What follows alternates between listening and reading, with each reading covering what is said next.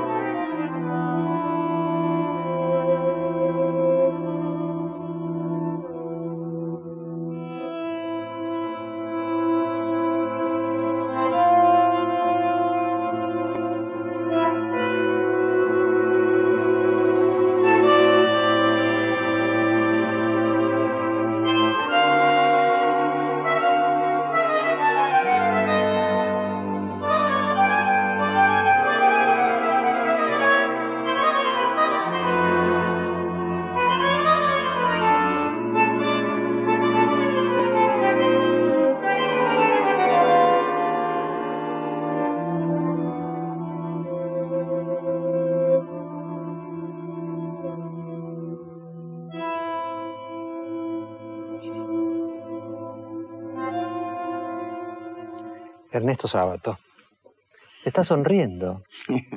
Todo el mundo estará sorprendido. Ernesto Sí. Sábato sonriendo. No, a veces hay, claro, hay pocos motivos para sonreír en la Argentina, pero cuando estoy solo en casa a veces puedo sonreír. Después uno sale a la calle y...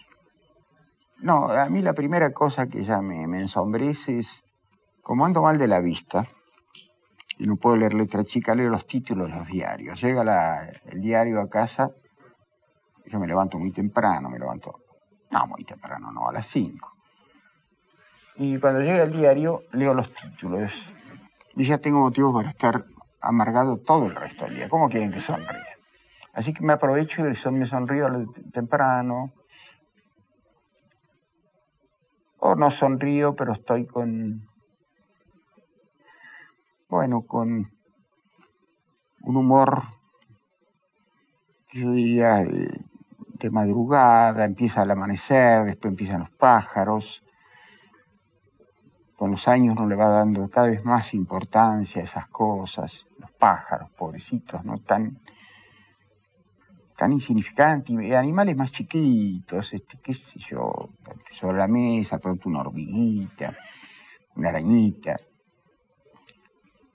Y eso que le hace pensar a uno que la vida recomienza todos los días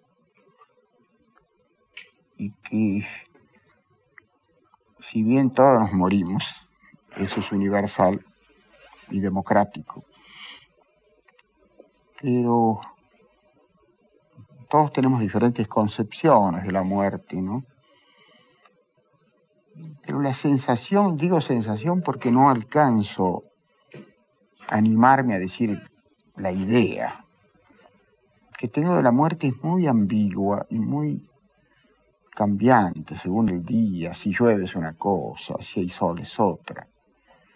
Pero la que da la sensación de eternidad es esa renovación de todos los días, y particularmente cuando empieza la primavera, el sol, pero ya la mañana tempranito, cuando empiezan los primeros pájaros, ahora en estos días, por ejemplo, empiezan ya a las 7.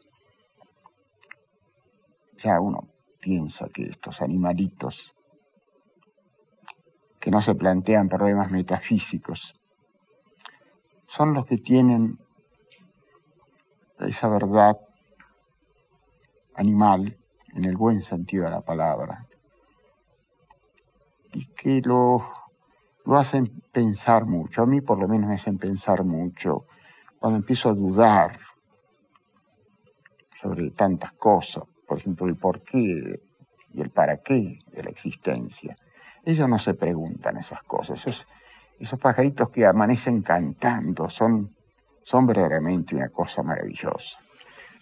Sabato, yo creo que justamente el contraste que hace usted entre los diarios que perturban, ¿no? Sí, sí. Y la vida anterior a los diarios, Sí. la vida a secas, digamos, es por lo cual la gente que está mirando, los estudiantes que han venido, lo quieren escuchar. Es decir, no quieren escuchar la noticia de los diarios, quieren llegar a trascenderla e ir a la vida. Ese acceso a la vida que usted ve a las mañanas es un acceso para llegar al corazón de la vida y al corazón de la muerte. ¿Qué nos ayuda más entonces? ¿El sentimiento o la inteligencia? No, la inteligencia no sirve para nada. Sirve para demostrar teoremas, para fabricar un telescopio, para hacer cosas, incluso cosas así muy gigantescas, como esos aparatos que usan los americanos ahora de mandar, no sé, un cohete a dónde, no sé para qué. Pero no sé, a mí yo no me considero un hombre muy inteligente, a pesar que enseñaba físico-matemática hace 400 años, pero yo no le doy ninguna importancia a la inteligencia. Cada vez más le doy importancia a la intuición, a las miradas, a las cosas pequeñas. No hay en castellano esa diferencia que hay en francés entre sage y savant. Savant, por ejemplo, es un hombre de laboratorio, es decir, es la ciencia personificada. Digamos, para poner un muerto, porque no se siento ofendido algún vivo, Usai era un savant, que sabía cosas así sobre, creo que se llaman aminoácidos, cosas así. Ahora, ¿para qué sirve eso? Por de pronto, para decirlo grosso modo, la ciencia y la técnica ha servido para arruinar el planeta, cosa que tiene cierto peso. Dentro de 30 o 40 años no vamos a poder respirar más oxígeno. No creo que te pasemos de los 40 años. Entonces, ¿para qué ha servido? En cuanto a la belleza intelectual, pero belleza al fin, se encuentra en la alta matemática. Ahí hay belleza, y en ciertas teorías de la física. Pero lo demás, ¿qué belleza puede haber entre los aminoácidos? Supongamos que yo me estoy muriendo, cosa que puede pasar el jueves. Y un amigo que me quiere, además, viene y me dice al oído, ¿sabe, Ernesto, que los americanos han lanzado, no sé, han descubierto que hay un nuevo planeta en Saturno? Pero ¿cómo puede pensar que se va a ayudar a morir? En cambio, un analfabeto, esos que se llaman sage en francés, también en inglés hay una diferencia, y en italiano y en alemán. ¿Por qué no en castellano? Acá un sabio es un sabio de laboratorio y se tiene por un genio siempre. Raramente se aplica la palabra genial a un simple escritor, por ejemplo. No, genio es un hombre que ha descubierto la penicilina, por ejemplo. No sé por qué tiene ese prestigio, el prestigio cientificista, ¿no? En cambio, la sabiduría es otra cosa. Un viejo de tribu, esas tribus que habían las comunidades que han destruido todos los mercachifles, en África, en la Polinesia, tenían sabiduría. Había un viejo que era el sabio de la tribu, el que aconsejaba, el que sabía sobre la vida y la muerte, no sobre aminoácidos. Ahora, yo creo que en nuestra cultura, escuchándolo a usted, tenemos cierta tendencia, sin embargo, a tapar sentimientos. Hay ciertos sentimientos que no hay que expresarlos, otros que hay que disminuirlos, otros que hay que exaltarlos. Manipulamos los sentimientos. Eso es muy malo. Yo creo que sí, hay cierto pudor, también consecuencia de la educación cientificista, no digo científica, sino cientificista, que es una especie de horror al cuadrado. Parece que hablar de sentimientos es cosa de reaccionario, de anticuados. Qué curioso, ¿no? Ahora hay que hablar de computadoras para ser un tipo serio. Computadoras, por ejemplo, una de las cosas terribles vinculadas también con eso, el horror al silencio que hay. No se puede entrar. Yo felizmente, como tengo buenas relaciones con los mozos de café, que son magníficos, son gallegos, asturianos, gente muy buena. Cuando entro y quiero hablar con un amigo, le digo, me bajan o me apagan la musiquita. No se puede hablar. Es una civilización del ruido, del apuro. ¿Para qué apurarse? La gente va como loco, disparando como loco por las calles con los autos, embromando el oxígeno, por supuesto, suprimiendo el oxígeno en buena cantidad. Y si usted lo siguiera, creo que si uno lo siguiera, finalmente va a la casa a ver televisión. ¿Para qué tanto apuro? Total, además siempre se ve lo mismo. Yo ahora, por ejemplo, que hay esos canales que están hay como 50 cosas, me paso viendo principios y fin de película. Claro, porque no tengo el programa, me voy a poner a leer el programa. Entonces pongo Canal 5, por ejemplo, siempre hay un tipo tirando algo, un tiro o matando a otro o con una daga. Y en cierto modo es más divertido porque le da más misterio a la cosa, no conocer el comienzo. Y después viene el final o el final de una película. Entonces uno empieza a imaginar cómo habrá sido esto. Eso le está... Y ahí puede crear algo, por lo menos. Ahí se puede crear algo, le da lugar a la imaginación. No el manejo de revólveres, que ya todo el mundo conoce, los chicos matan ahora por la calle gracias a la enseñanza televisiva, ¿no? Volviendo al asunto de los sentimientos. Una cosa es el sentimentalismo, otra cosa son los sentimientos. Los tipos sentimentales, bueno, el sentimentalismo es una cosa fea. Pero los sentimientos, caramba, creo yo que es lo más importante del ser humano. ¿Qué me importa a mí si un hombre de ciencia en un laboratorio que está investigando no sé qué cosas? ¿Qué clase de emoción me puede producir eso? En cambio, los sentimientos de un chico, de un analfabeto o de un hombre inteligente, sí, no tiene por qué ser idiota, pero que une la inteligencia, que es fría, es 2 más 2 igual a 4, en definitiva, la ciencia, nada más que eso. En cambio, el otro le habla a usted, dice, bueno, no se haga mala sangre, fíjese, la realidad del mundo es así, los hombres siempre ha habido mal, en el corazón humano ha habido siempre la lucha del bien y del mal, no es una novedad, no es un invento del siglo XX. La gente cree que ahora esta es una época atroz. Todas las épocas de la historia han sido atroces. Lo que pasa es que antes no había televisión para verlas, las atrocidades. Imagínense lo que hubiera sido la televisión en la época de Gengis Khan. Qué rating, ¿no? Qué rating. Pero los sentimientos sí, en primer plano. Las emociones en primer plano. El mundo de las emociones. El mundo de la sabiduría. Sabiduría sobre la vida, la muerte, la amistad. La amistad, esa cosa, el diálogo. Se ha perdido el diálogo. Acá, por ejemplo, como somos países atrasados, felizmente, ahora somos un país muy atrasado, se vuelve al diálogo. En Estados Unidos no hay tiempo de dialogar, usted lo sabe. Ahora las máquinas de contestar unas con otras, ¿no? Ahora hay máquinas para contestar, y por ejemplo, si un tipo está con ánimo de pegarse un tiro o de tirarse al río, cosa muy frecuente en las grandes ciudades norteamericanas, hay aparatos, números, donde contesta un tipo que tiene una cinta grabada, ¿no? Para animarlo. ¿Cómo una cosa, que es el teléfono, puede animarlo? Es decir, el hombre está cosificado y mediante otra cosa, que es el aparato, se comunica con otro tipo, que es otra cosa. ¿Cómo una cosa puede animar a alguien? Lo anima una caricia, lo anima una sonrisa. le anima una frase pequeña, modesta, pero verdadera: bueno, el sábado no se haga tanta mala sangre, es así, la vida es así. También hay cosas muy hermosas en la vida. Decía, me estaba acordando cuando hablaba de sábado, una película que se dio hace un tiempo que llamaba Gente como uno. Cierto. Que había un chico que había sufrido mucho por la muerte del hermano y una hostilidad de la madre.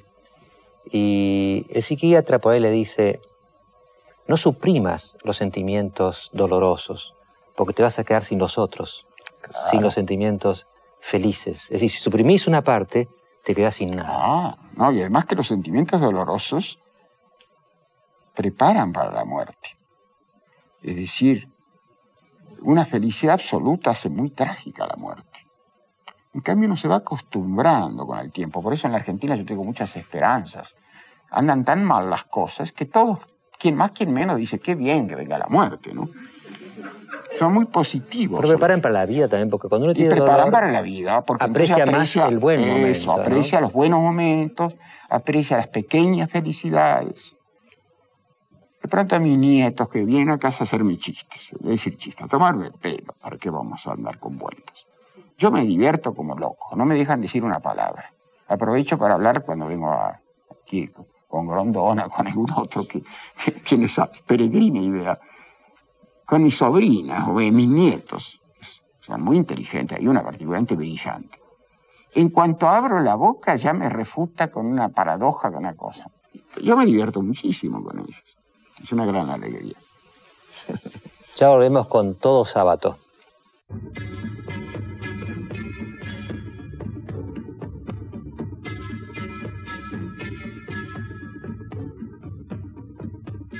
Sábato, nacimiento, estudios, escritos, pinturas.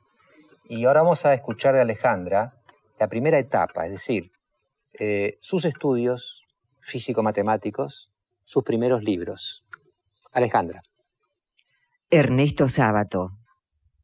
1911. Nace en Rojas, provincia de Buenos Aires. 1938. Doctorado en Ciencias Físico-Matemáticas, Universidad de La Plata. 1939.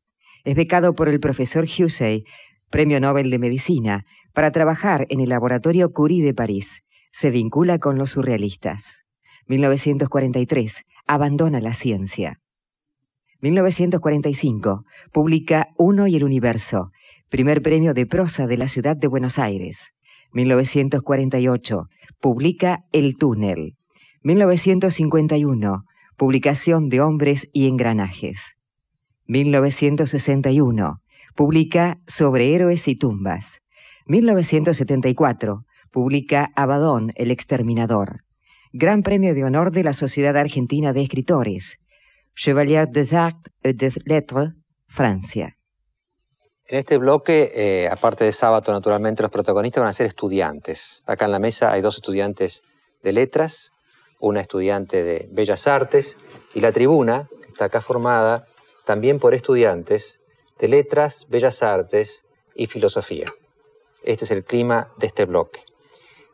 Bueno, saben que cada estudiante tiene una pregunta. Vamos a ver cómo se lucen. ¿Tu nombre? Pablo Bardagüí. ¿Tu pregunta? Muy bien.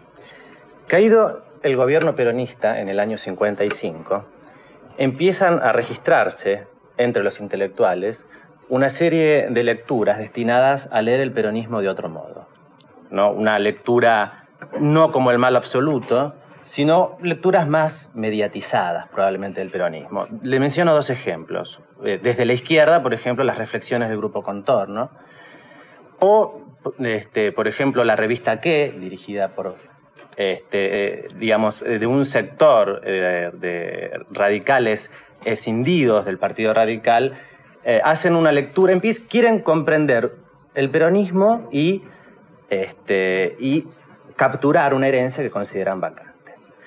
En el año 1961 se publica Sobre héroes y tumbas, que fecha la acción en el año 55. Y de este modo creo yo que se inscribe en esta línea de leer el peronismo de otra manera. Esta fecha, el 55, aparece contrapuntísticamente con el siglo XIX, gobierno de Rosas, ¿no? La huida de Lavalle hacia el norte. Con lo cual, creo yo que la lectura que se hace en Sobre Heroes y Tumbas, el 55 vendría como a reeditar una serie de antinomias que atraviesan trágicamente la historia argentina. Civilización barbarie, peronismo antiperonismo, cabecitas negras clericales, federales unitarios. La pregunta es la siguiente. Pasados más de 30 años de la primera edición de la novela y casi 40 años de aquella escena famosa de la quema de las iglesias, ¿no? ¿Qué piensa acerca de estas antinomias que la literatura argentina viene proponiendo ya desde Sarmiento? ¿Cree usted que siguen siendo válidas para interpretar la realidad argentina en el presente? Bueno, observo que tu pregunta es eminentemente sociológica, histórica. Yo no me he propuesto o no me propuse hacer una novela sociológica ni histórica. Lo que pasa es que una novela compuesta por personas. Las personas tienen ideas, tienen pasiones, alguno asesina a otro, esas cosas, ¿no? Siempre hay algún asesinato en mis novelas. El fondo es una nación concreta. Pero para poner ejemplos más contundentes y no la de un simple aborigen, pensamos en Raskolnikov, por ejemplo, de Dostoyevsky. Como se dice ahora, si uno dice interpretación es un anticuado, un dinosaurio. Antes, sin embargo, nos manejábamos con interpretación y no, las cosas no andaban mal. Ahora son lecturas. Ahora hay que hacer lecturas. Esa es la palabra de moda, ¿no? Como otras cosas de moda. Yo leí, por ejemplo, Crimen y Castigo a los 15 o 16 años. Leí mucha literatura rusa desde adolescente y alemana, de romántica, ¿no? El romanticismo alemán. Una primera lectura, con perdón de la palabra, como se dice en el campo, es que haría un marxista o que haría un sociologista, es la historia de un estudiante pobre, resentido, que por motivos sociales mata con un pedazo de fierro, para emplear la palabra como se decía en el campo en otro tiempo, la palabra castiza, con una vara de fierro o algo por el estilo, a una usurera. Cosa, por otra parte, perfectamente legítima y razonable, ¿no? Entonces uno lee a los 15 años eso como una novela policial. En segundo lugar, después la lee como una novela sociológica. Un estudiante resentido en una sociedad así, aparecen generales, prostitutas, en fin, todo ese tipo de cosas de la literatura rusa. Y se hace una interpretación sociológica sobre la realidad rusa, los mujik, el zar, las rebeliones contra ciertos zares. Esa es una segunda lectura. Cuando uno es más grande, y pasa ya los 40 años, al leer se da cuenta que lo que está en juego no es Rusia propiamente dicha, ni es la usurera, sino que es el problema del bien y del mal. Es decir, en una gran novela, los problemas que se plantean no son meramente históricos, meramente sociológicos. Se plantean en última instancia, y lo que lo hace perdurables, porque las otras desaparecen dentro de 30 años. La historia es... La novela es perdurable, las tragedias perdurables. Toda gran novela es una tragedia, toda gran obra de arte es eminentemente trágica porque la existencia es trágica.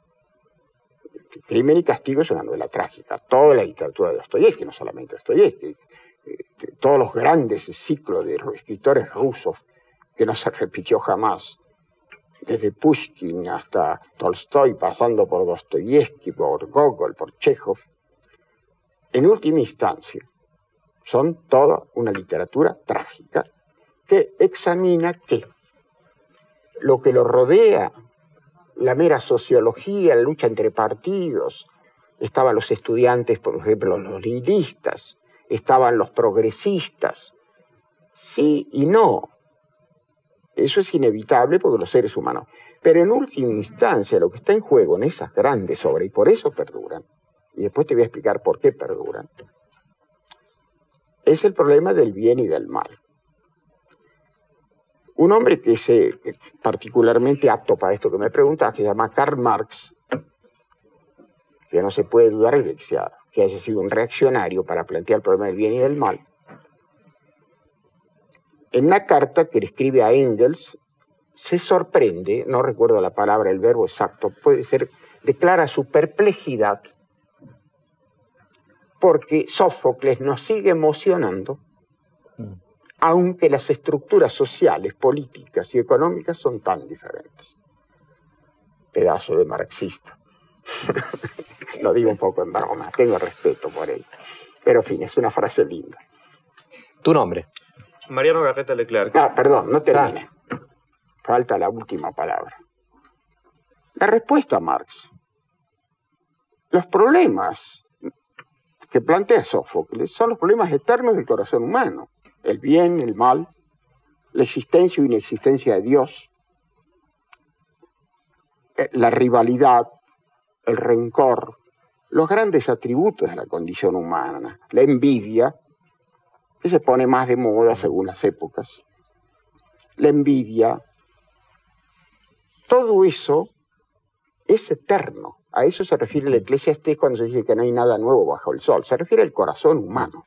Yo diría, Sábato, a ver si concluyo bien, en Sobre héroes y tumbas, Lavalle o Rosas son casi un pretexto. Pero es un pretexto, es lo que le iba a decir, casi la palabra pretexto, menos mal que me ayudó. No digo un pretexto en el sentido malo de la palabra, tiene que ser hombres de carne y hueso. Claro. Yo no pretendí hacer un elogio de los unitarios. La muerte de Lavalle es trágica. Más, hay una interpretación poética que creo que es, como siempre, la verdad. La poesía es la que da la verdad, la poesía, es decir, el sentido del corazón humano. No es ni federalista ni unitaria. Es la tragedia de un héroe derrotado seguido por sus fieles hasta el fin. Así que, si vos me planteás que si el peronismo, esas son cositas que pasan. El corazón humano no, eso es lo que va a perdurar. Si perdura esa novela, por el momento ha resistido ya unos cuantos años, será por eso, y no porque hable de unitarios y federales. Tu nombre. Muy bien, Mariano Garreta Leclerc. Yo le voy a... Leclerc. Sí, yo... Como el de la calle, ¿no? El general Leclerc, el que entró en París. Bueno, Ay, ¿cómo entras vos acá? Vamos a ver. Mi pregunta es básicamente sobre su obra literaria. En sus novelas hay una fuerte apetencia de verdad, y esa verdad se liga a un concepto de racionalidad, que a mi juicio sí es histórico, que es un concepto de racionalidad muy ligado al romanticismo y que tiene que ver con la memoria. Esa ligazón entre racionalidad y memoria determina ciertos papeles de sus personajes. Lavalle es una persona que avanza sobre Buenos Aires y recuerda en los campos de Navarro el fusilamiento de un compañero de armas y se ve replegado sobre sí mismo y retrocede inexplicablemente. ¿Te parece que eso es racional? No, simplemente estoy... No, te advierto desde ya que yo no estoy de acuerdo. Una forma de racionalidad, no técnica, sino la racionalidad romántica, la racionalidad de Hegel No. Bueno, no tiene nada de racional que Lavalle, después de 20.000 vicisitudes, se venga a Buenos Aires, organice una legión, llega hasta los campos de Navarro y al otro día ordena montar e inicia una cabalgata loca, kafkiana, cada vez más lejos de Buenos Aires para morir. Si eso te parece racional, hay que reformar la palabra razón. Bueno, no hay nada de racional que sea fundamental en el hombre. Eso sirve, como dije antes, para las matemáticas. Bueno, justamente es una racionalidad histórica, no una racionalidad de un mundo inteligible, sino una porque vos estás hablando de racionalidad a la manera hegeliana, y yo no le tengo mucha simpatía a Hegel, pero no es un argumento válido, evidentemente. Bueno. ¿Qué quiero decir? No es simpatía, antipatía personal. No. Yo te digo que mi posición es la de los existencialistas muy anteriores a la moda francesa, que estuvieron, el propio Hegel tiene un momento existencialista. Yo he estado sentado en el banco en Tübingen, fuimos con Matilde nada más que para sentarnos en el banco y ver la torre de donde murió Hölderlin, que es más romántico que todo eso. Y Schelling, que fue un proto-existencialista, se sentaba en el banco con Hegel, el Hegel joven. Y sentimos una gran emoción. No te creas que yo lo menosprecio a Hegel, es una gran cabeza. Pero casi se puede decir que es una gran cabeza solamente. En cambio, los otros no. Los otros tenían las razones del corazón, como diría Pascal, la raison du cœur. Esos son los que tienen la precisa. Bueno. Así que no me llamé racionalista. No. Digamos, yo hablaba del concepto de razón que usted, en tanto búsqueda de la verdad. Usted liga la verdad a la memoria. No, señor. Vos unís la palabra verdad a la palabra razón. Te vuelvo a repetir lo que dice Pascal. Hay razones del corazón y hay razones de la cabeza. Vos te estás refiriendo a las razones de la cabeza. Las razones de la cabeza sirven para la ciencia, pero las razones del corazón sirven para las otras cosas fundamentales de la existencia humana. La vida, la muerte, el sentido de la existencia o inexistencia de Dios. Son razones del corazón. Es una mala palabra empleada así. Es decir, es el inconsciente, son las diosas tónicas, las diosas de la noche, las diosas de la oscuridad. Esa, si vos las lees o relees algún día, no te obligo, por favor, pero si alguna vez lo relees, otra lectura, vas a ver que lo que predomina no es la razón. Bueno, pero puedo concluir. ¿Te puedo hacer una sugerencia práctica? Elimina en tu pregunta la palabra racionalidad. Concluyo. Vamos a entender. Hubiéramos empezado por ahí. Concluyo. Esta memoria de sus personajes abre un abismo más amplio que el que puede cerrar nuevamente. Sus personajes se constituyen en un derrotero en el que a la vez al constituirse se disuelven. Esa memoria de sus personajes, esa búsqueda de la verdad, no los salva, sino que a la vez los disuelve. No estoy de acuerdo que los disuelve. Los ahonda, los lleva a objetivos mucho más profundos que la mera lucha entre unitarios y federales. Si vos lees el Celedonio Olmos, el Férez, ese chico adolescente, cuando siguen el cadáver, cuando conservan el corazón y el tachito, no hay nada de razón, ahí hay pura emoción. Es decir, son los elementos, son las verdades poéticas, no las verdades, no las verdades científicas. Claro, quizá habría que preguntarse, por ejemplo, esto. Cuando en las tragedias griegas a Edipo le pasa todo lo que le pasa, ¿se disuelve o queda exaltado? ¿Qué le pasa a Edipo? Una novela, yo no te digo que sean las mías, pero una novela profunda viene fundamentalmente del inconsciente. El inconsciente siempre es la gran verdad. De un sueño podés decir cualquier cosa menos que sea una mentira. Entonces hay dos tipos de verdad. La verdad científica, 2 más 2 igual a 4, y la verdad existencial. Un sueño es contradictorio, es ambiguo, no sabes bien qué quiere decir, pero es una gran verdad. Y el arte, la poesía en el sentido del arte en general, es la que tiene la verdad. La otra verdad, la de la ciencia, no sirve para andar en auto, para arreglar un telémetro. Ernesto, de alguna manera estamos más cerca de la vida cuando soñamos. Pero por supuesto, los sueños son reveladores. Todavía se siguen interpretando los sueños de José. Y eso no quiere decir que sea mentira, es que es polivalente. En cambio, el lenguaje de la ciencia es unívoco. Un hipotenusa es una hipotenusa. No me vas a decir que a Sócrates, que a Pitágoras lo van a degradar porque un día le dice algo en un congreso, digamos, pues, Pitágoras en un congreso, un tipo le dice malévolo y rival y envidioso. Dice, mire, yo a Pitágoras lo conozco, sé la vida que le da a la mujer, no me venga con el cuadro de la hipotenusa. Bueno, podríamos seguir todo este bloque indefinidamente. Les agradezco mucho las preguntas a ustedes, creo que han aprendido también de las respuestas. Pero Sábato también es pintor. Yo me acuerdo en Hora Clave presentamos una vez sus cuadros y ahora la que nos queda es una estudiante de Bellas Artes. ¿Otra más, Claudia Solá? Claudia Solá, sí. Bueno, ahí está mostrando algunas pinturas de cuadro de Sábato y tendrás alguna... ¿Vos pintás? ¿Estás estudiando pintura? Sí, pero yo justamente no tengo una pregunta sobre pintura. ¿Ah, no? No, sino sobre algo que me ha llamado mucho más la atención y es, después de leer su obra a veces resulta difícil hacerle una pregunta, ¿no? Y siempre me llamó la atención la mención permanente a Matilde en toda su obra. Yo lo que quiero saber es... ¿Novelas también? Sí. ¿Te parece mal? No. Por ahora que está peleador, ¿eh? No. Tené cuidado. Quédese tranquilo. No, lo que yo a ver quiero cómo lo saber manejas. es quién es Matilde, cómo es, y por qué también en los poemas de ella están presentes los absolutos. Bueno, tal vez nos juntamos, porque así fue, nos juntamos. Después de un tiempo prudencial, unos 20 años nos casamos. Cuando ya se ve que la cosa es más en serio, ¿no? Hay que dar un tiempo. Sí, por eso me parece bien lo que hacen los chicos ahora, ¿no? Se juntan y bueno, no viene, es una cosa buena.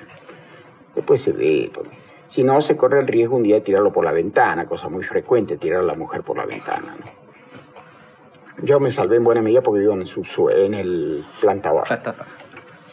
Matilde, bueno, nos conocimos siendo adolescentes. Ha sido para mí una cosa fundamental porque yo he sido muy depresivo y soy muy depresivo. Y yo hubiera quemado todo sin la tenacidad, el talento y la sensibilidad de Matilde. Por eso la menciono como, sobre todo ahora que está la pobre bastante invalidada, ¿no? Creo que es un acto de justicia muy grande. Eso no te quiere decir que yo haya sido una persona impecable desde el punto de vista matrimonial, no. Tengo todos los defectos. Pero la figura de ella para mí y la personalidad de ella ha sido fundamental. Si no, yo no hubiera publicado un solo libro, hubiera quemado todo. Ernesto, ¿qué es el amor entre un hombre y una mujer? Claro, el amor es una palabra tan vasta. En francés, on aime la chair, on aime, por ejemplo, la viande. Hasta eso. Se ama la carne. La palabra es muy amplia. Esto Thomas Mann habló de la amplitud de la palabra amor. Pero el amor estricto, el amor entre hombre y mujer, es complejo, muy complejo. Muy complejo, muy difícil, con altos y bajos. Por eso soy partidario de un divorcio muy difícil. Los chicos ahora, claro, se explica, lo meten en un cuarto de 2x4 y a las 3 semanas se divorcian, es lógico. Se agarran a golpes y se divorcian. El ideal, claro, ideal remoto, yo soñaba siempre con ser conde y tener una a la derecha para la mujer y una a la izquierda para uno. Y bueno, se eliminan tantos divorcios de esa manera. Es complejo el problema, muy complejo, no para debatir es una palabra exagerada, para analizar acá. Pero es el tema capital, Sin amor, es decir, el amor es fundamental para mí. Sin amor, nada vale. Ni vale la literatura sin amor, ni vale la convivencia sin amor, ni vale la muerte sin amor. El amor es una cosa fundamental, amor no solamente por los hombres, por las cosas, por un animalito, por un perro. Son donde se dan las expresiones más puras de amor en general, con los animales. El hombre, como decía Nietzsche, es el único animal perverso del hombre que existe, ¿no? El amor es capital y está muy vinculado a esos grandes problemas metafísicos, ¿no? Yo creo, por ejemplo, que gracias al amor uno puede alcanzar la idea de la eternidad y uno puede desear o ansiar y hasta lograr quizá la vida eterna. En el próximo bloque mandamos las cámaras por ahí y le preguntamos a la gente por la calle qué le preguntaría a Ernesto Sábato. Algunas de esas preguntas van a estar acá. Están allá. Quizá lo repitamos un poco con la tribuna al final del programa, si hay tiempo. ¿Ustedes han asistido a una típica sesión universitaria cuando el profesor es un maestro? Porque la función del profesor es desestabilizar a los estudiantes, es desmontarles sus esquemas. Es una función socrática. Sócrates dejaba a todo el mundo dudando, y les quitaba las primeras seguridades. Yo a veces digo, no sé si llego a mis cursos, que estoy contento cuando termina el curso y hay más interrogantes que cuando empezó. Y ese fue el bloque que ustedes vieron. Así que yo le agradezco a estos chicos y creo que no se deben sentir mal, sino bien, porque asistieron a una clase socrática. No, los hice con todo cariño. Bueno, muy bien. Ustedes dirán cómo haré cuando no tengo cariño, ¿no? Bueno, vamos a pasar ahora muy brevemente con Alejandra la segunda parte de la biografía de Sábato que habíamos pensado, que es, después de los escritos vienen los premios, los reconocimientos, y finalmente la pintura, sobre la cual no preguntó la estudiante de pintura, pero alguna pregunta va a entrar sobre pintura después. Alejandra. Ernesto Sábato. 1975. Premio de Consagración Nacional Argentina. 1978. Prix au meilleur livre étranger, París, por la traducción al francés de Abaddon, El exterminador. 1979, Chevalier de la Légion d'honneur, en Francia. 1983, Gran Cruz de España, Semana de Homenajes en el Instituto de Cooperación Iberoamericana de Madrid. 1984, Premio Gabriela Mistral, OEA, Washington. Premio Miguel de Cervantes, Madrid. 1986, Jurado de la Bienal de Artes Plásticas, Venecia. Homenajes en la Biblioteca del Congreso de los Estados Unidos, en la Universidad de George Washington y en la Universidad de Johns Hopkins de Baltimore. 1987, Commandeur de la Légion d'honneur, Francia. Homenaje en la Sorbonne, París. Premio de Letras, R.H. Valle, México. 1988, Semana de Homenajes en la Universidad del Estado de New York. 1989, Premio Jerusalén, Israel. Homenajes en el Centro Pompidou, Francia. Dictó conferencias en las universidades de Yale, Harvard, Columbia, Berkeley, New York, París, Roma, Madrid, Barcelona, Bolonia, Pavia, Florencia, etc. La obra de Ernesto Sábato fue traducida a 33 idiomas. 32. 32, siempre modesto. Bueno, las preguntas de la calle, seleccionamos 3. La gente en la calle hizo muchas preguntas, pero claro, el tiempo es tirano. Primera pregunta. Siempre tuve la duda de por qué era tan famoso habiendo escrito tan pocos libros, ¿no? No entendí bien por qué es tan famoso habiendo escrito tan pocos libros. Mire, yo, al fin de cuentas, como dije antes, soy un escritor aborigen, pero hay escritores que han escrito menos libros que yo y son más famosos. Dante Alighieri escribió la Divina Comedia y Cervantes escribió un librito llamado Don Quijote. No es la cantidad lo que hace. Ahora está de moda, por razones mercantiles, editar un escritor que se considera razonable y que conoce el oficio, puede publicar un libro por año. Es una barbaridad. Si uno escribe un solo libro que perdure en el tiempo, bueno, puede sentirse muy feliz. De manera que no tiene nada que ver la cantidad de libros con la calidad, al contrario. Creo que cuanto menos mejor. Malcolm Lowry, casi nadie lo ha leído seguramente acá. Y bueno, escribió un solo libro que fue rechazado reiterada y airadamente por las editoriales norteamericanas y por los editors, esa palabra norteamericana, que son los que corrigen a un genio, ¿no? Le dicen, no se escribe así, sino de esta otra manera. El pobre Malcolm Lowry, que se hizo un film que lo hizo John Huston, Debajo del volcán. Es un film bastante aceptable, claro que la novela es infinitamente superior. Léanla. Es un solo libro. Segunda pregunta. ¿Por qué la tristeza en todas las obras de Sábato? ¿Por qué? Porque soy triste, ¿qué quiere que le haga? Si un tipo que es triste no puede hacer cosas cómicas. Y a veces si hace humor, como hago yo, es humor negro. Además me permito agregarle que no son tristes sino trágicas. Ahora, claro que la tragedia es triste, ¿no? Bueno, vamos a la tercera pregunta. Bueno, me gustaría preguntarle si va a seguir escribiendo. Es muy importante para el país su obra literaria. Ya les dije antes que si he escrito algún libro que perdure me siento muy contento. Me han presionado, en el sentido amistoso de la palabra, para que lleve a cabo un libro del cual tengo más o menos 6 o 7 páginas, después de varios años de darme cuenta si vale la pena o no, que se llama Antes del fin, el título que creo que es lo mejor.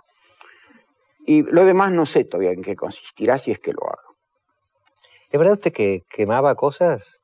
¿Cómo verdad? Me enteré hace pocos años, ¿sabe cómo me llamaban en mi barrio? Porque en esa época ya no era conocido al comienzo, y quemaba en el jardín de adelante, a la madrugada temprano. Me llamaban el incendiario. Sí, de verdad esto, no es una broma. Ahora ya no se atreven, qué sé yo. Me dicen maestro, por ejemplo, y a mí me da una vergüenza. ¿Maestro en qué? En el próximo bloque seguimos con el incendiario. Que está acá con nosotros. porque sé que a Sábato le encanta una canción que se llama Honrar la vida, ¿es así? Sí, mucho. ¿Por qué? Antes déjeme que le diga que es un placer estar con usted, Ernesto, y con este... Bueno. acompañándolo esta noche. Muchas gracias. ¿Por qué le gusta tanto? Me gusta por ya honrar la vida es un título magnífico, ¿no? Creo que la vida hay que honrarla, no deshonrarla. Y honrar la vida también, de alguna manera, es honrar la muerte. Las dos cosas están antitéticamente pegadas. Y si no, no vale la pena vivir. Sin muerte no hay vida. No, sin muerte no hay vida, y sin honrar la vida, creo que todo se convierte en basura. Por eso el título es muy hermoso y la canción es muy linda. Yo la he oído en una cassette que me dio una gran amiga mía con la primera grabación, con Qué esta mía, sí, claro. Ese tema lo compuse hace bastante tiempo, por cierto, 7 años.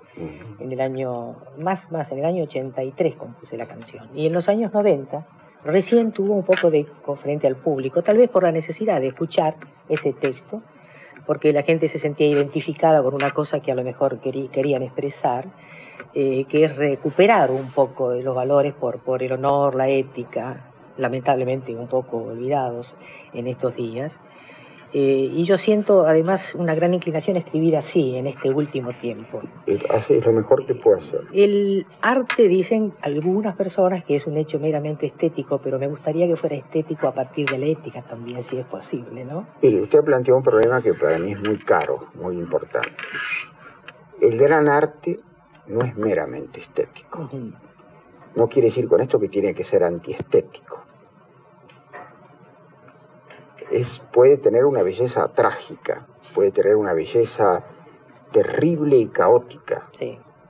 La tragedia, por ejemplo, no se puede decir que es estético en el sentido corriente de la palabra, no sé, volviendo a Sófocles, una tragedia, o a Eurípides, donde prácticamente se destruye, se descuartiza un hombre en escena.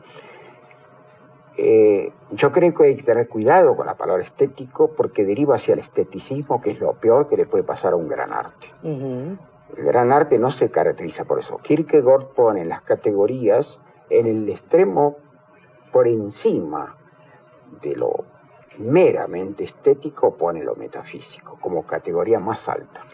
Entonces, fíjese, hablando de nuestro país y hablando de usted, si este país y en general nuestra civilización se va a salvar, no va a ser por la ciencia, que lo único que ha hecho hasta ahora es destruir el planeta.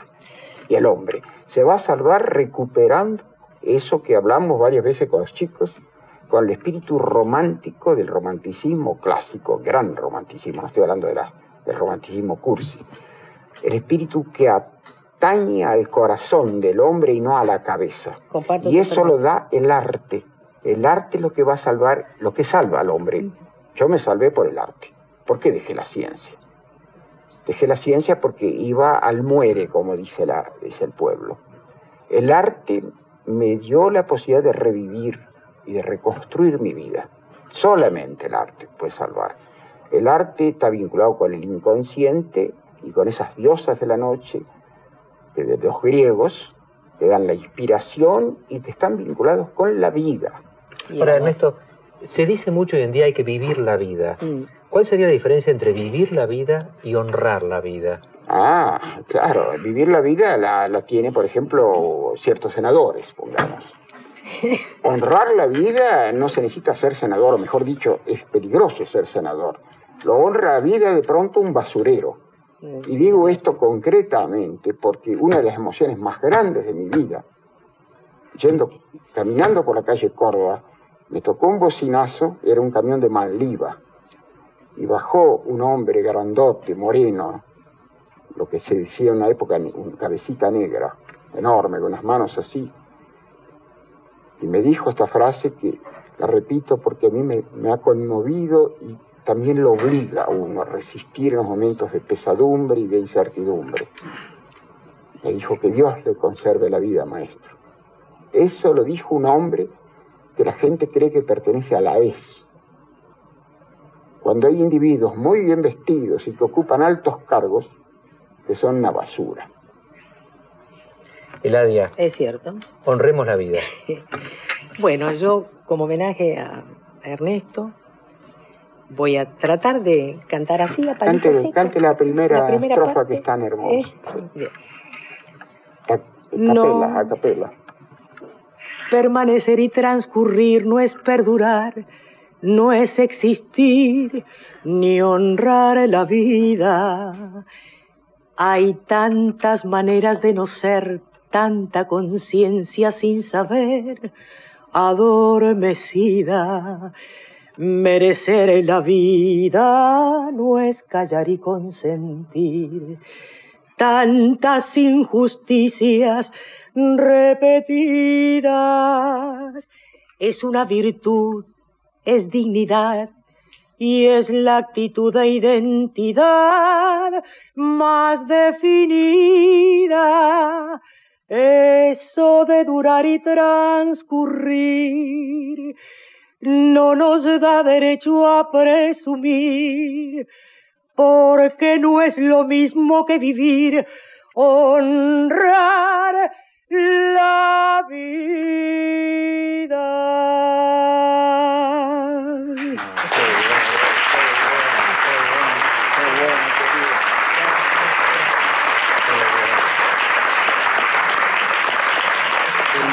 Qué lindo.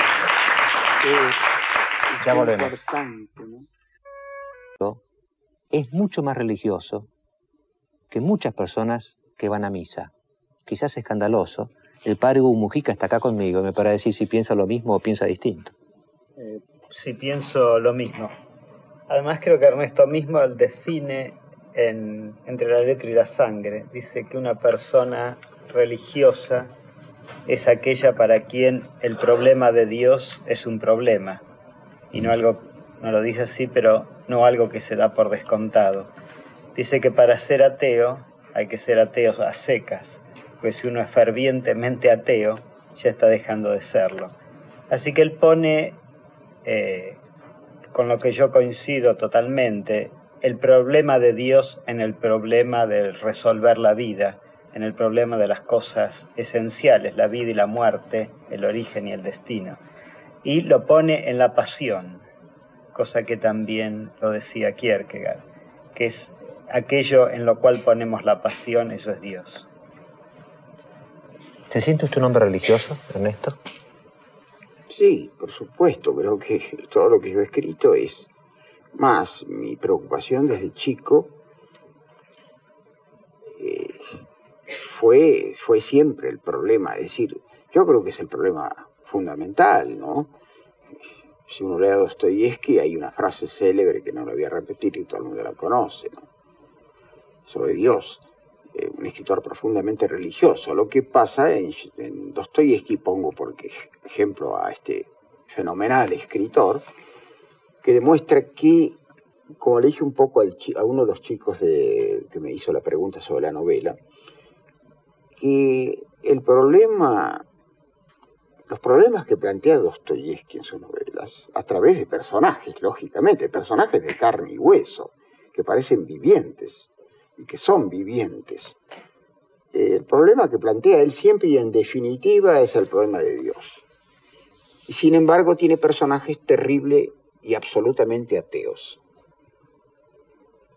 Esa es la ventaja que tiene el arte sobre la filosofía intelectual, puramente intelectual, no sobre la filosofía existencial.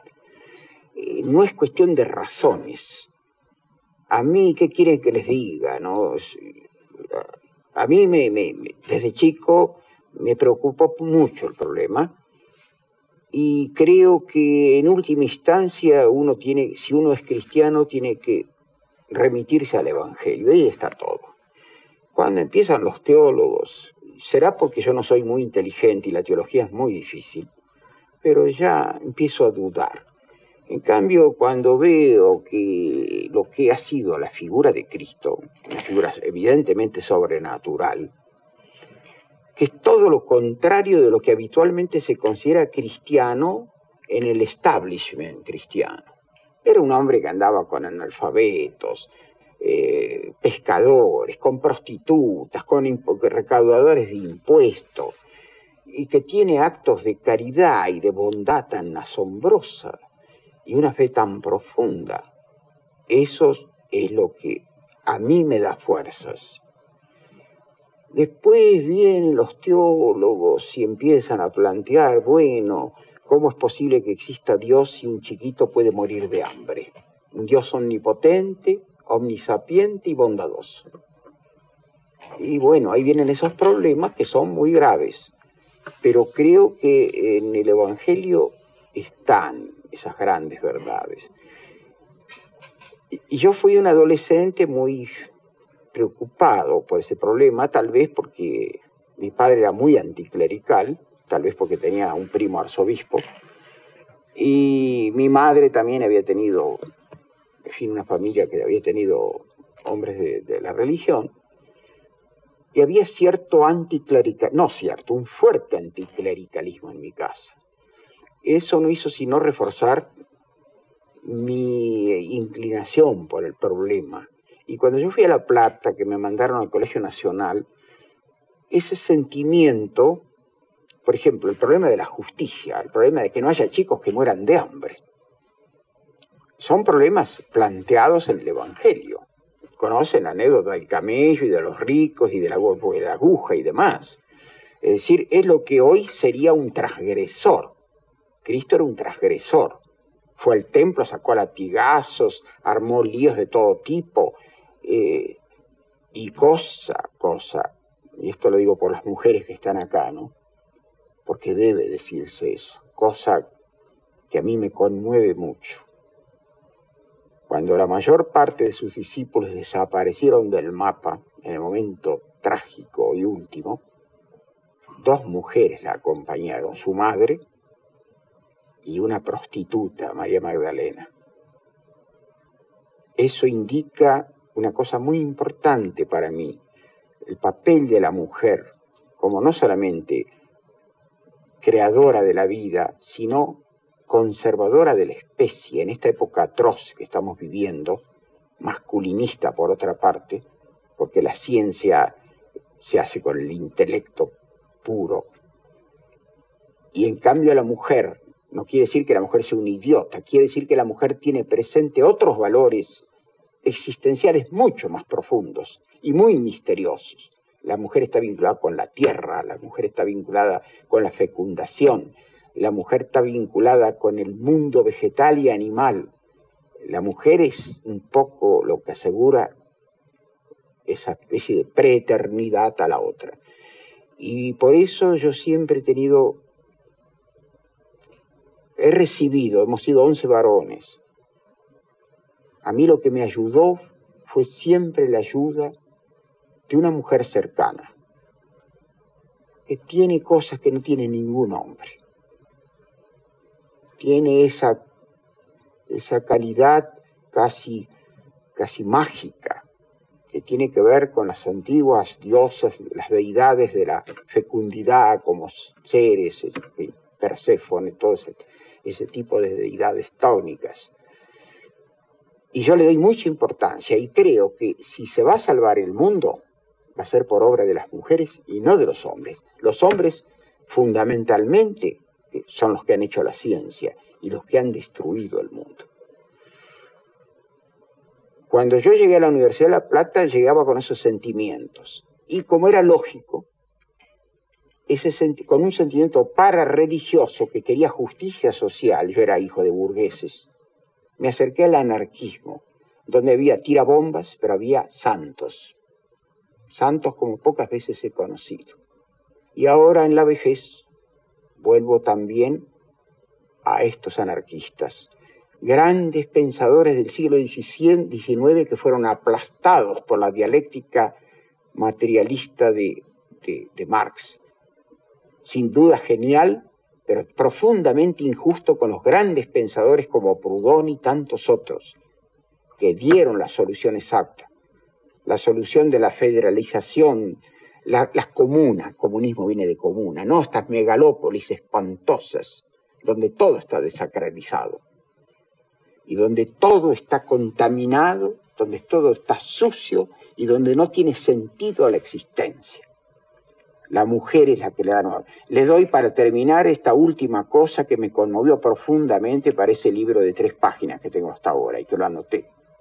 Vi en televisión, a veces sirve para algo la televisión, a una pobre negrita, como dicen ciertas personas, que vivía en la Villa Miseria y que tuvo trillizos. Lo habrán visto, no hace mucho. Tenía trillizos para llevarlos a ese chiquero en que seguramente vive, con aguas contaminadas. Había que ver la alegría que destilaba esta mujer, la felicidad de esta mujer. Por eso pienso que ellas son las que nos van a salvar. La otra cosa similar la vi hace muchos años en una fotografía en el gran terremoto de Concepción de Chile, el anterior, no el último. Arrasado. Habían reconstruido a la pobre gente de Villas Miserias con cartones, con chapitas. Y delante del ranchito siempre había tierra apisonada, como había en el campo. Delante de los ranchos una tierra apisonada. Y había una indecita, flaquita, pobre, mirriada, barriendo con escoba el piso. Me parece el ejemplo más modesto y más conmovedor de lo que es la esperanza en la mujer. ¿Para qué barrer un mundo que va a desaparecer? Evidentemente esto tiene un sentido misterioso y trascendente. Padre Mujica, le voy a hacer una pregunta estrecha, sí, pero espero una respuesta amplia. ¿Todo esto lo compatibiliza usted con la doctrina oficial de la Iglesia Católica o no?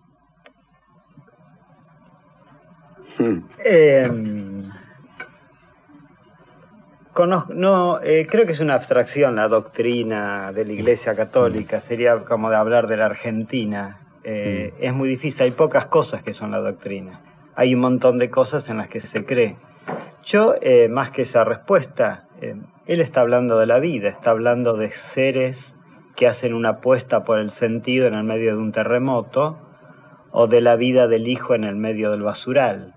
Y si eso no es religioso, no veo qué tiene que ver Cristo, que caminó por esos caminos, que estuvo, como dice Ernesto, con esa gente, y creo que eso es religión y es cristiano en cuanto dice relación al ser humano, y a un ser humano en necesidad, un ser humano que opta por la esperanza y que sigue adelante.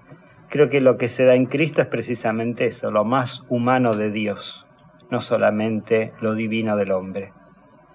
Y que Jesús haya hecho esas opciones concretas, como dice Ernesto, por los pobres, por los desamparados, etc. Ahí está siendo religioso todo eso. Ya volvemos. Sábato escritor, Sábato pintor. Alejandra. Ernesto Sábato. Pintura. 1989. Primera exposición en el Centro Pompidou de París. 1992. Exposición en Madrid. Exposición en París. Y ahora le llegó el momento a la tribuna de estudiantes. Muy pocas preguntas van a poder hacer. Sábato va a contestar. No sabemos qué van a preguntar. Querría darles una oportunidad primero a los de filosofía, que hemos tenido de letras, de bellas artes. Si alguno de filosofía quiere levantar su mano y hacer una pregunta, ese es el momento. Dame tu nombre. Mi nombre es Flavio Rapizardi, de la Facultad de Filosofía y Letras, de la carrera de Filosofía de la UBA. Tanto en su novela como su ensayo, Sábato sostiene un compromiso ético, a mi entender, marcadamente humanista y existencialista. Ahora bien, este compromiso llevado a la realidad actual, en la que valores que se han considerado profundamente humanos, más a partir de la modernidad hasta casi la caída del muro de Berlín, como las ideas de justicia, de libertad y de igualdad, donde la racionalidad, todo un tipo de racionalidad técnica se impone y cosifica casi toda forma de relación humana, ¿cuál debe ser para Sábato la actitud que debería asumir la sociedad en su conjunto ante esta realidad que es tan negativa? Bueno, yo ya lo dije eso al pasar en momentos anteriores. Creo que hay que revertir, directamente revertir. Ya la concepción iluminista y progresista, ya vemos los resultados trágicos, porque ahora son trágicos, que ha traído. Si hay tiempo, me vuelvo a repetir esta cosa que es bastante funeraria casi. Si hay tiempo en el planeta está siendo destruido por ácidos sulfúricos, nítricos, mercurio, plomo, ácido carbónico, el arrasamiento de las selvas, como el Amazonas. El Amazonas, es decir, el Mato Grosso daba el 60% del oxígeno mundial para el planeta. Está siendo arrasado. Están arrasando todos los bosques. Es decir, el planeta está siendo destruido físicamente por obra del famoso progreso. Eso es el famoso progreso que se escribía con mayúscula. Esas palabras siempre empiezan con mayúscula, siguen después con minúscula y finalmente con tristes comillas e irónicas comillas. Ahora se terminó. Schopenhauer dijo una frase que la repito porque es ilustre y no se puede mejorar. Dice, hay épocas en la historia en que el progreso es reaccionario y la reacción es progresista. La retomó Nietzsche. A eso me refiero. Acá, la juventud. Acá el problema es la juventud. Porque son los que van a sufrir el problema y no nosotros que estaremos muertos y enterrados. La juventud tiene el deber de replantearse este problema porque si se lo hace de una manera que puede ser eficaz. Por ejemplo, yo he pensado ya más de una vez en una resistencia pasiva, un poco distinta a la que hizo Gandhi, pero con la cual, con la rueca, venció al imperio más poderoso de la época. Y dio la libertad, no a una nación homogénea, a un territorio donde hay 50 naciones y 50 lenguas que se detestan entre sí. Gracias a la posición pacifista de no violencia. Con la violencia no va, la violencia es lo habitual. Justamente es la no violencia la que va a salvar. Si la juventud tiene el coraje y la imaginación para hacer desde ya una resistencia organizada, así como empezó un poco, un poco entre bromas de mucha gente, los partidos verdes, pero ahora más lejos, una resistencia al progreso, una vuelta a las comunas, a las pequeñas comunas, despojando, deshaciendo las grandes megalópolis que han llevado a todo esto, y en contra de todas las medidas que ellos consideran, los hombres de ciencia consideran que es el futuro, la humanidad, cuando es el pasado. Se va acercando el momento de las conclusiones. Ya volvemos.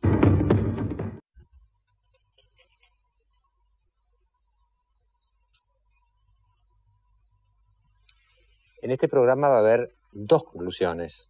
Aparte de la mía, que ya es habitual en el programa, forma parte del programa, va a haber una conclusión de lujo a cargo de Ernesto Sábato. Nos quedan muy poquitos minutos, pero para un par de preguntitas de la tribuna. Vos sos... Yo soy Gonzalo Rojas, estudio Ciencias Políticas y soy militante político también. Por eso quería contarle que hay un informe suyo que tomó la forma de libro, ¿no? Que marcó a muchos de mi generación. ¿Qué informe? Que es el informe del CONADEP. No es un informe mío, es un informe de una comisión. Bueno, pero que tomó el nombre de Informe Sábato. Fue conocido yo hice el popularmente. prólogo solamente. Bueno, en ese sentido, yo quiero preguntarle a usted qué siente en estos momentos en que nuevamente hay amenazas a periodistas o a estudiantes, qué siente luego de haber publicado este trabajo y qué balance hace de ese trabajo que por lo menos no había sido nombrado anteriormente en el programa, ¿no? Mire, yo en un momento dado, después de haber trabajado 9 meses en una cosa trágica y horrible, yo pensaba cuando me levantaba, ahora empieza la pesadilla, una especie de pesadilla al revés, con los testimonios. Cuando pasaron ciertas cosas después dije, ¿para qué diablos hemos hecho este trabajo? Y entonces alguien en Clarín o en La Nación, no sé, me respondió una carta, dice, para mucho. Un periodista alemán del diario Die Zeit, que es un gran diario alemán, me dijo, nosotros desgraciadamente no tuvimos un nunca más. El nunca más fue leído por millones de personas. Leído es excesivo, ojeado, no se puede leer el libro, es terrible. Pero creó una conciencia, sirvió para algo. Fíjese que los conatos que hubo después de golpe de Estado fracasaron porque hasta mujeres embarazadas con la panza así se enfrentaban con ametralladoras. Ustedes lo recuerdan muy bien, salió en la televisión. Eso fue conciencia hecho por el informe de la CONADEP. Esas cosas sirven y van a perdurar.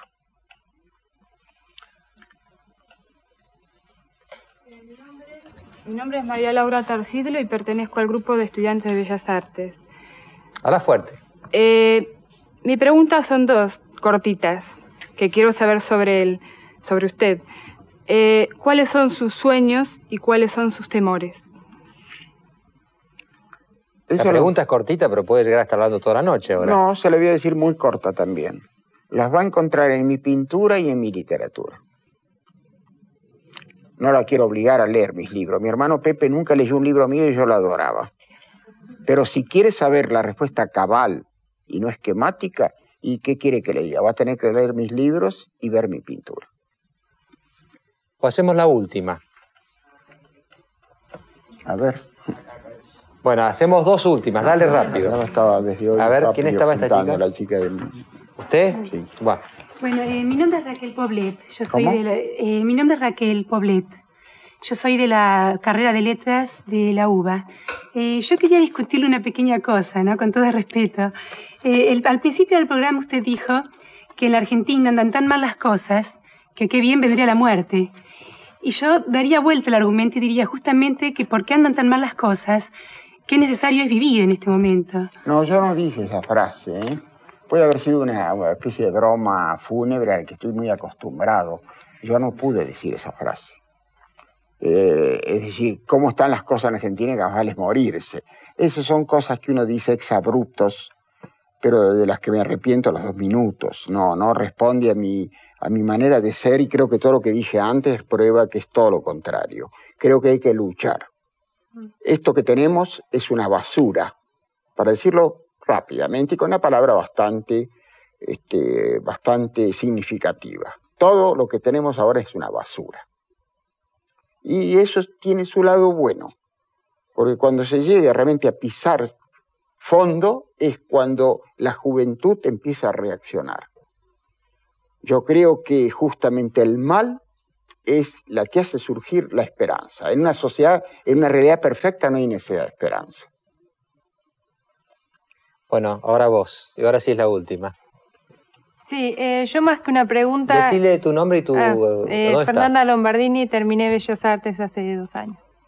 Más que una pregunta, le quería hacer un agradecimiento a Sábato, porque en esta época en que no hay casi ideales para nosotros, para mí es un ejemplo de veracidad, es un ejemplo de un hombre que piensa y obra consecuentemente y que esa unión para mí es muy valiosa.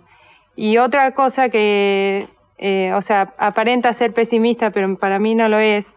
Usted una vez dijo que si los jóvenes no nos morimos por la polución, por la contaminación, dentro de 10 años van a haber grandes artistas. Y bueno, yo le agradezco en mi nombre y en nombre de muchos chicos que necesitamos de gente que sea como usted. Gracias, querida, sos muy generosa, muy generosa.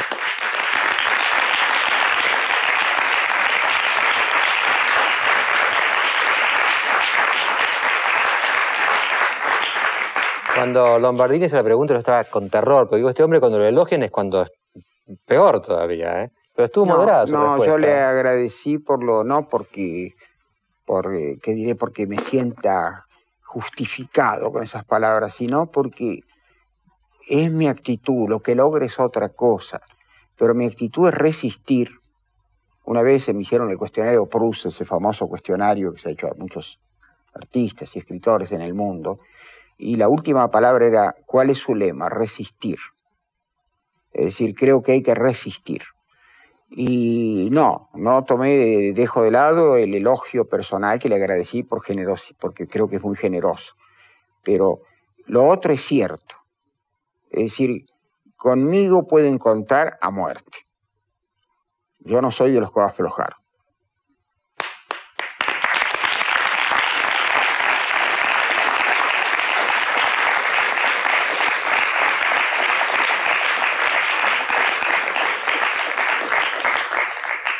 Ahora sí, no quedan más que las conclusiones. ¿Qué haga?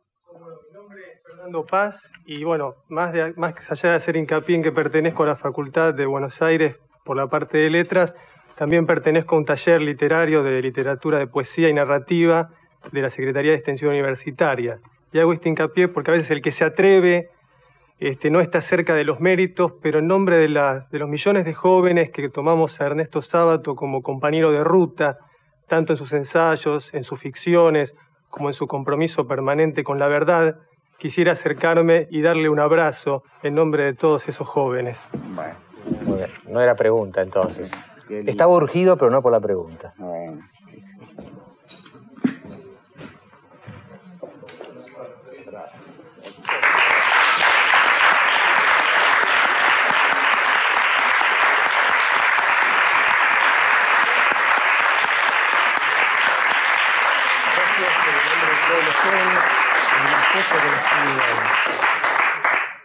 Debo aclarar que yo soy un dinosaurio que creo en la heterosexualidad, ¿eh?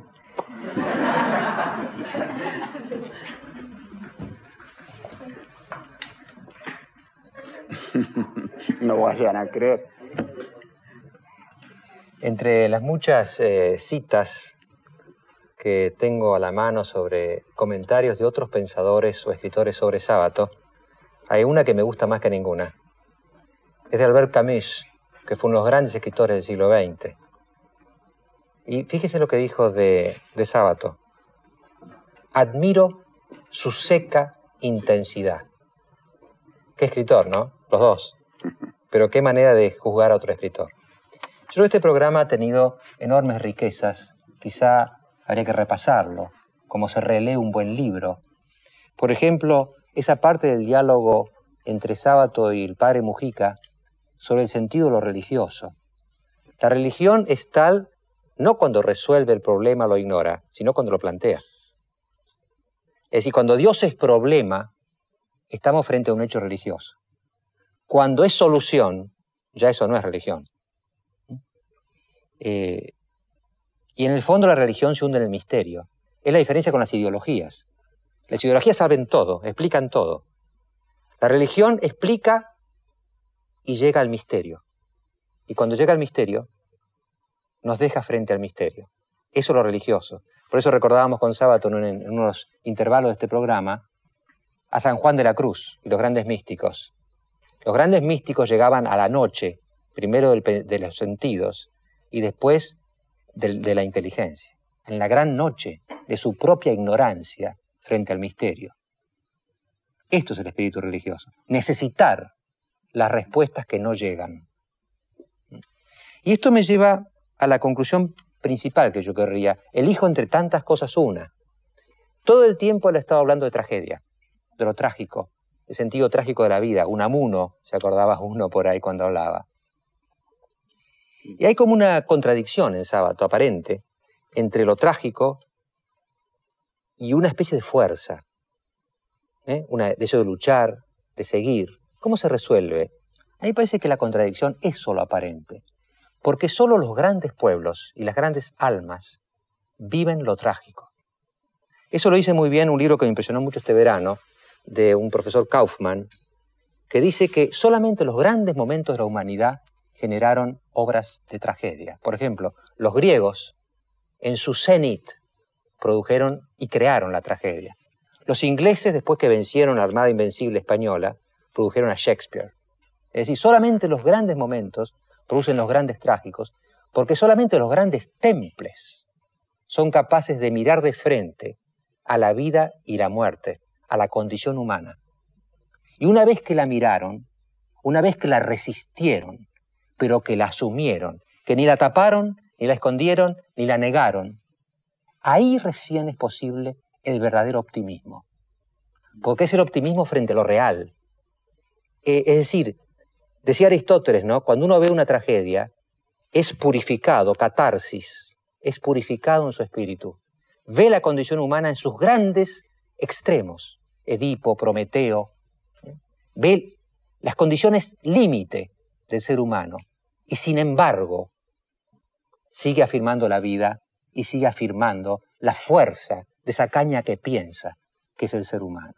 Yo creo que esto es, me parece a mí, la lección de Sábato. No esconder, no huir, no tapar, asumir, mirar la vida, mirar la condición humana y sin embargo sentir la misma fuerza que se tenía antes de mirarla o más fuerza. Por eso para mí el pasaje más valioso, en fin, es un poco atrevido lo que digo, ¿no? Hubo muchos valores en el programa, pero este me llamó más que nada la atención, cuando Sábato dijo esto hace pocos minutos. Delante del ranchito siempre había tierra pisonada, como había en el campo. Delante de los ranchos una tierra pisonada. Y había una indecita, flaquita, pobre, y mirriada, barriendo con escoba el piso. Me parece el ejemplo más modesto y más conmovedor de lo que es la esperanza en la mujer. Es decir, no obraríamos, no viviríamos, no nos moveríamos si no tuviéramos esperanza. No certeza, esperanza. Kant lo decía, ¿no? La demostración más grande de que Dios existe y de que hay un orden y un horizonte es que seguimos viviendo. Y Sábato está vivo. Gracias. Gracias a usted, Mariano. Tengo que agradecer por muchos motivos esta oportunidad que me dio para decir cosas que son para mí importantes, para mi propia vida y mi propia muerte. Y sentir que los muchachos, no importa, no lo tomen a mal, a los chicos que yo de pronto soy muy impetuoso, debería ser más apacible con los años, pero siempre he sido así, siempre fui.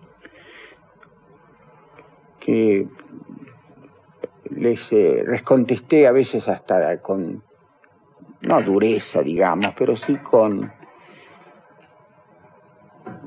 cierta acritud. No lo tomen a mal.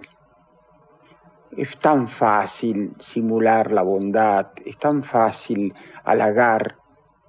Esas cosas son falsas y no sirven para nada. Las verdades suelen ser duras. Yo no digo que tenga yo la verdad. Yo tengo la verdad mía de 82 años de experiencia y de haber visto prácticamente el siglo, porque nací en 1911.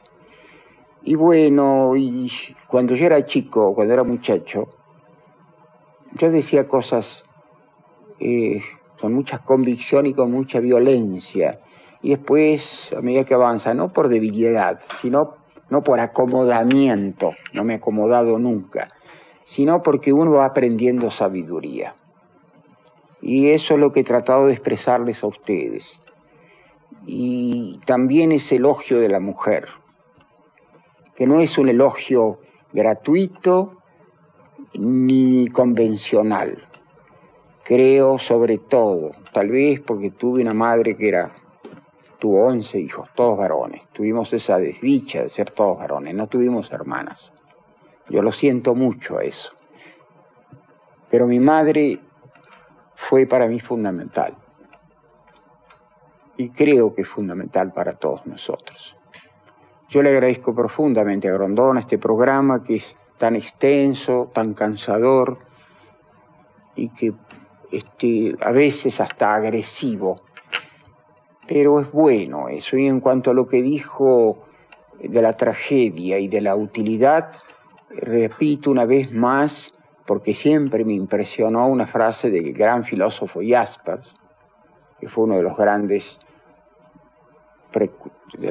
existencialistas, cuando dijo que Sófocles, que los trágicos griegos eran educadores de su pueblo.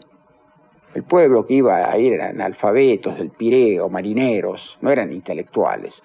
La tragedia enseña, la tragedia es positiva. La tragedia es la que, en definitiva, nos caracteriza como seres humanos que estamos destinados a la muerte. Y lo que dijo él es coherente con esto que acabo de decir yo. Me parece que es una buena conclusión. A veces me dicen gente, bueno, Ernesto, siempre usted con esas cosas duras y medio funerarias. Digo, no, son cosas vitales. Yo tengo cualquier cosa menos falta de vitalidad. Yo amo la vida, quiero la vida, y por eso mismo se me plantea tan fuertemente el problema de la muerte. Les agradezco muchísimo a todos los muchachos. Estén de acuerdo o en desacuerdo. Yo estoy en desacuerdo cuando muchachos con casi todo el mundo. Así que a mí, yo no me enojo por eso. Al contrario, me gusta un muchacho que esté en desacuerdo. No me gustan los que aplauden todo lo que uno dice. Gracias a todos ustedes por haberme permitido estos desahogos. Y gracias a Mariano Grondona por la generosidad con que lo ha hecho. Vamos a despedirlo, Sábato, hasta el jueves.